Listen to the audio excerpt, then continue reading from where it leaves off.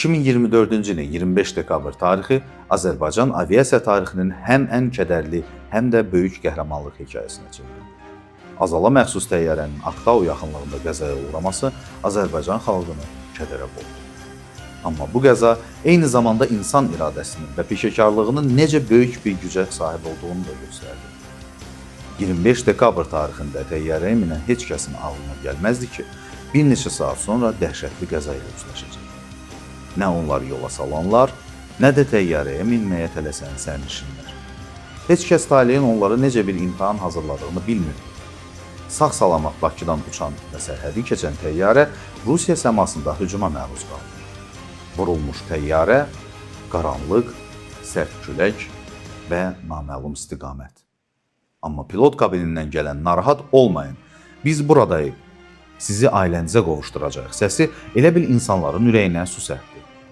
Stüardessalar isə sərnişinləri sakitləşdirir, uşaqları sinələrinə sıxır, qaranlığın içində bir işıq kimi yol göstərirlər.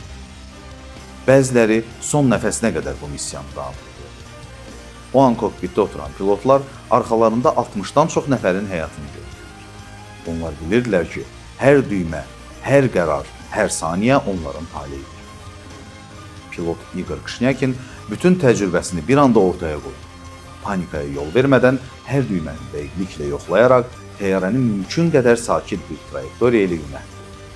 Köməkliyeva isə son ana qədər sərnişinlərə təlimat verib və onlara "Hərəkət edin, hər şey yaxşı olacaq" deyərək təmkinli olmağı səsləyirdi. Onların bu igidliyi sayəsində ümumilikdə 67 nəfərdən 29 nəfər sağ xilas oldu. Bu faciə yalnız kədərdən ibarət olmadı. O həm də insanlıq dərsi idi.